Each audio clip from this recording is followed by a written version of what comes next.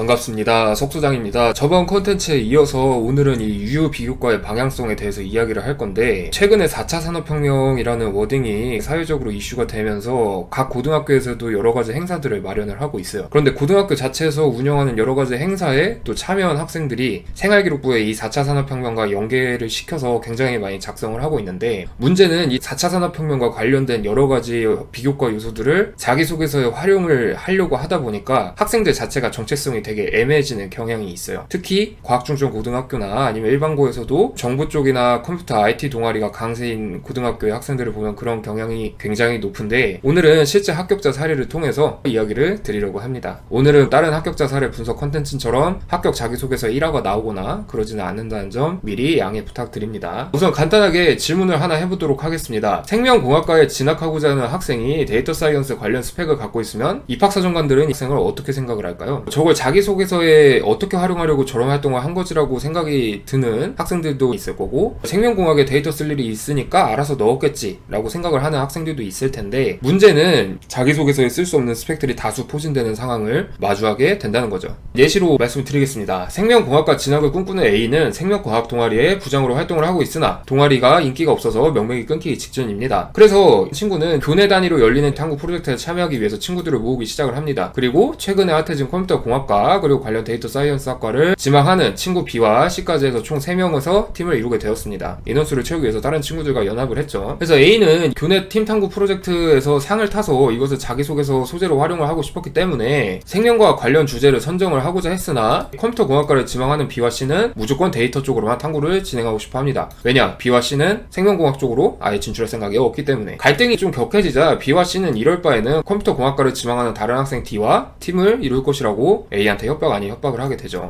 그래서 A는 고민을 하다가 컴퓨터공학과 관련 활동이라고 해도 없는 것보다 낫겠지 라는 마음으로 데이터 관련 주제로 탐구대회에 참여를 하게 됩니다. 다행히도 B와 C는 실력이 있었던 학생들이기 때문에 A팀 3명은 당당하게 수상을 해서 생활기록부 수상 경력에 교내 팀 탐구 프로젝트 수상 경력이 떡하니 실리게 됩니다. A 역시 처음에는 내가 생명공학과 가고 싶었는데 이 주제로 해도 될까? 이렇게 고민을 했었는데, 하다 보니까 확실히 없는 것보다는 낫다는 생각을 하게 되고요. 그런데 문제는 여기서부터예요. 다른 특별한 소재가 없는 A는 이 데이터 주제 탐구 대회 경력을 생명공학과 자기소개서로 활용하고자 하지만 문제는 쓸 말이 없어요. 분명 A가 팀을 만드는 팀빌딩에 주요한 역할을 했고, 팀장으로서 B와 C 사이에서 발생하는 다양한 갈등 상황도 처리했고 우수한 결과도 얻었는데, A의 입장에서는 생명공학과 방향성에 맞지 않는 유효 비교과가 되어버린 겁니다. 그래서 예시는 이렇게 들어드렸는데, 생명공학이나 컴퓨터공학이라는 전공만 비주류 이공계열 전공 몇 가지로 바꿔보면 대부분의 일반고 학생들이 마주를 한 거예요. 화학공학과를 가야 되는데 화학과 관련된 활동보다는 데이터 관련 활동들이 많고, 왜냐? 학교 자체에서 4차 산업혁명이다 해서 학생들의 정보 IT 역량을 기르자 해서 데이터 관련 비교과 대회들을 많이 열어주니까 4차 산업혁명과 데이터 키워드에 혹해서 무언가 하긴 했는데, 이제 막상 입시 처리되니까 자신이 쓸 수 있는 소재는 아니라고 느껴지는 스펙들이 다수 존재를 하고 있죠. 이런 학생들에게는 두 가지 선택지가 있어요. 방향성이 맞지 않는 활동은 그대로 그냥 보내주고 새로운 소재거리를 3학년 1학기에 심던가, 혹은 맞지 않는 방향성에 대해서 좀 더 탐구를 진행하여 방향성을 올바르게 맞추는 방법입니다. 위 사례에서 나왔던 A는 몇 해 전에 합격했던 제자인데, 이 두 가지 방법 중에 후자의 방법을 선택을 했습니다. 2학년 때 팀으로 진행했던 탐구 프로젝트가 굉장히 좋은 결과를 얻게 되면서 이거를 버리기는 조금 아깝다 라고 생각을 하다가 어영부영 3학년 1학기를 마주했고, 인공지능을 활용한 데이터 추출 셋에 대해서 탐구한 2학년 탐구 경험을 토대로 3학년 1학기 때 인공지능의 암세포 추출 방법에 대한 심층 탐구를 진행을 했습니다. 그리고 이를 자기소개서의 핵심 요소로 활용을 해서 생명공학과뿐만이 아니라 컴퓨터공학과에도 합격을 할 수가 있었어요. 그런데 A의 경우에는 굉장히 잘 풀린 케이스예요. 그나마 연결할 거리가 있어서 잘 풀린 케이스인데, 문제는 학생들 대부분은 막상 수시 처리되어서야 저 고민을 하기 시작을 한다는 겁니다. 그래서 여기 나와있죠. 대부분의 이과 준상위권 학생들은 3학년 1학기에 이도저도 못해보다가 결국 입시처를 맞이하는 경우가 대다수입니다. 4차 산업혁명이나 데이터 관련 유효과 요소들이 생기부에 포진해 있는 것 자체는 좋아요. 전공이 맞으면은 분명히 좋게 쓸 수 있는 소재고, 여러가지 공과대학에 가고 싶어하는 학생들도 쓸 수 있는 좋은 스펙들인데, 문제는 이게 유효 비교과로 너무 크게 작용을 하면서 입학사정관이 여러분들한테 갖게 되는 고유의 아이덴티티를 오히려 방해하는 요소들로 작용을 할 수가 있으니까 여러분은 제가 말씀드린 유효 비교과를 추출하는 방법을 통해서 여러분들이 갖고 있는 유효 비교과들이 정확히 어떤 건지, 그리고 이 방향성이 여러분이 의도한 대로 흘러가고 있는지를 고민을 해보셔야 됩니다. 그래서 이번 영상 콘텐츠를 본 학생들은 수시철에 들어서 낙장불입의 상황에 도달하지 않도록 조금이라도 빨리 스스로의 생활기록부에서 중요한 거 빨리빨리 뽑아내고 비교적 중요성이 덜한 데이터나 IT 쪽 비교과 요소들을 어떻게 처리를 할 것인지, 그거를 좀 더 디벨롭을 시킬 것인지 아니면 적당한 수준에서 멈출 것인지를 확실히 고민을 하고 학계에 진입하시는 것을 추천을 드립니다. 그럼 오늘의 영상 콘텐츠는 여기서 마치도록 하겠습니다. 감사합니다.